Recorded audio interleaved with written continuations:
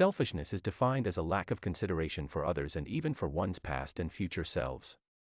It is a person who is excessively or exclusively concerned with his present profit, advantage, pleasure, or happiness without regard for others or his future. Acting only in the interest of your present needs and wants will end up affecting other people and your future negatively. Selfishness almost always ends up ruining relationships, which will cause the affected people not to act favorably to the future self of the selfish person. So, a person does not only act selfishly against other people but also against one's future self. If you will take into account what others have done for you or could do for you in the future, you will not be selfish presently. There is nothing better than storing a body of goodwill in the hearts of people who would then be good to you or your children in the future. This is also what Jesus meant by storing up treasures where moths cannot destroy and where thieves cannot steal. Store in the hearts of people, not just grabbing for yourself.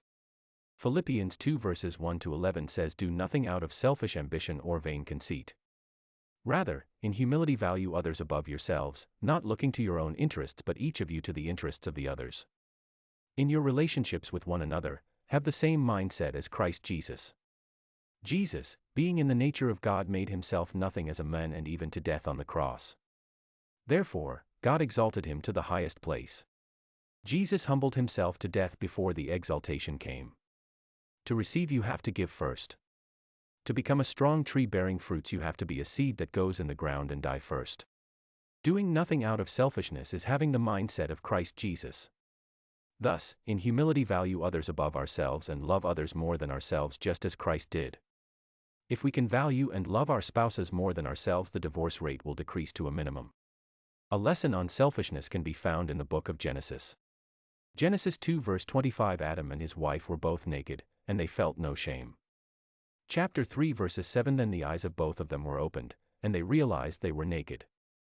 Verses 10, he answered, I heard you in the garden, and I was afraid because I was naked, so I hid. Adam and Eve were not physically blind before they ate the fruit. The reason why they were naked and were not ashamed was because their eyes were not open to themselves. Thus, their attention was not on themselves. They were not focused on their separate individual selves. They were not self-centered or selfish. The reason why they were not focused on themselves was because they did not see themselves as separate individuals or bodies. They felt as one body and also as one with their environment/community. Becoming self-focused, self-centered, or inward-looking caused Adam and Eve to be ashamed and afraid because they were naked. They felt the need to cover themselves up or to protect themselves from each other, from their environment and from their God.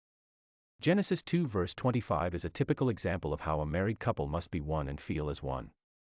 This will make them feel no shame or fear to be naked or vulnerable before each other. There should be no reason for a married couple to hide their true selves and feelings from each other. All masks must come off in a marriage. However, self-centeredness causes some couples to take care of themselves first before their partner or their union. Selfishness causes people to focus all their energy on protecting themselves from what others might do to them or take from them.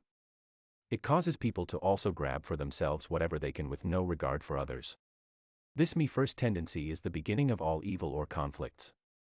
It keeps you too busy trying to take care of yourself, covering up, protecting yourself, and hiding from others. This leaves you with no room to get to know or be concerned about other people's needs and wants so you can be good to them. Selfishness has been the root cause of almost all divorces. Me first. Me.